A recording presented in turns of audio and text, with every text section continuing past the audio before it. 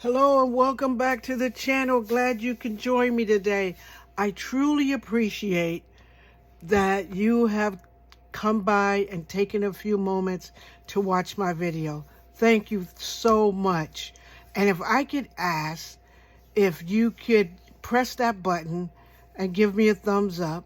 And if you haven't been here before,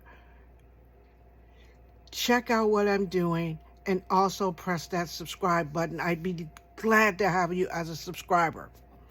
Today, I want to share with you, I frequently get the Somerset Studio Magazine, and it's a mixed media journal because I'm trying to get back into my mixed media type thing that I like to do. But one of the things that struck me with this one was all about tags and tag making. And if you've watched my channel for a while, you know that I love a good tag. I like a dimensional tag. I like all kinds of tags. And they had all these I'll show you really quickly. Like they had some tags that everybody's making, and they all talk about their style of what they like and how they like to make their tags and what they like to put on their tags and everything like that. Some people like small tags, some people like big tags, some people like a scrapbook tag. So they had all kinds of tags in here, and they had all kinds of like lessons on, you know, the large and the small. And I want to do this one in my next tag series type things. I want to try to do a large tag and a small tag. I want to kind of follow some of the tag things that they do in this magazine. And so I'll be showing you as I go and start following it in the magazine as I read on. I mean, look at some of those really unique tags that they've done. And I just want to have some fun with tags too. So I was playing with my tags and the way I like to make a tag, and I made this one. Let me bring you down a little bit so you could kind of see it. There. I'm hoping my lighting is good because it seemed like it was a little dark. Is it a little dark? I'm hoping it's not so dark. But anyway, so I have this one. Let me get you some more light. Oh, if I got enough light there. So I did this one with the butterflies, did a background there, put some, what is it, Distress spray on it, little tags, little jimmies, and everything on it to kind of do something that's made those pink butterflies stand out. Did some flowered paper and some other paper, did a little stamping back there. So I think this one came out just gorgeous.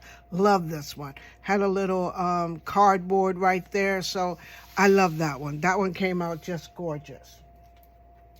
Then I decided to play with this one. And Dollar Tree, you know how Dollar Tree is. They have those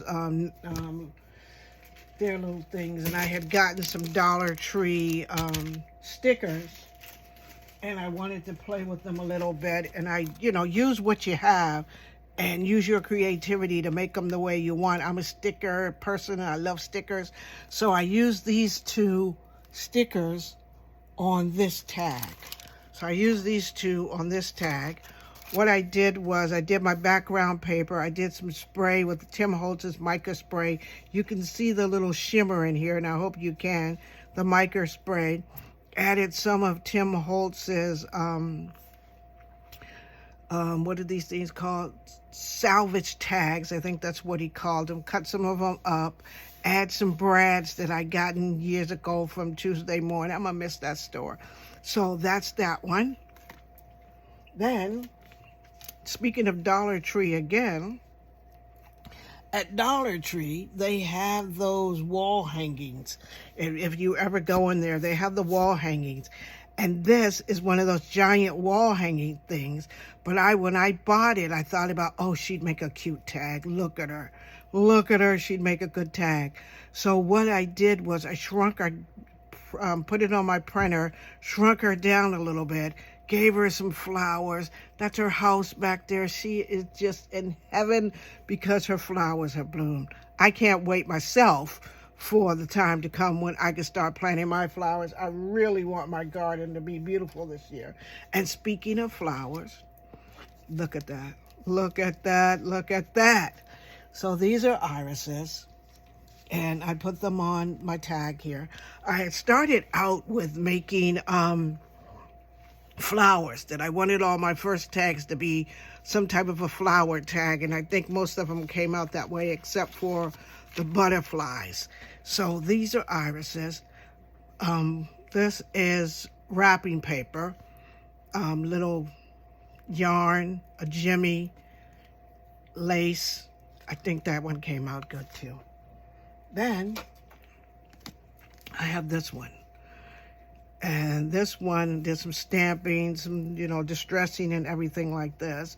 Had this window, and sometimes, like outside your window, you have a pot of flowers. These flowers are dimensionum. They are layered on top of each other, I think you could kind of see it from the side. See how they're all layered on top of each other that way? So, beautiful.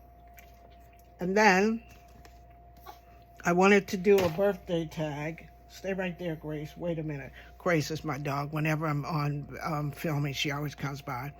So I wanted to do a birthday tag for a friend because, like I told you, I like to give away my tags and write little notes on the back to people and everything like that. So this one is a birthday tag. Again, layered up dimensional. You can see it. Came out beautiful, just beautiful. Love how this came out. Didn't want to do too much because I wanted the flowers to stand on their own. So that's the flowered one, and I think that's my last flowered one that I did. I have some more that I'm working on. But what do you think? How do you feel about tag making? I am so glad to get into this. So next week, I'll probably do a video showing what I've done with the next section in this book here. So if you like the tags, give me a thumbs up. Let me know which one you like the best.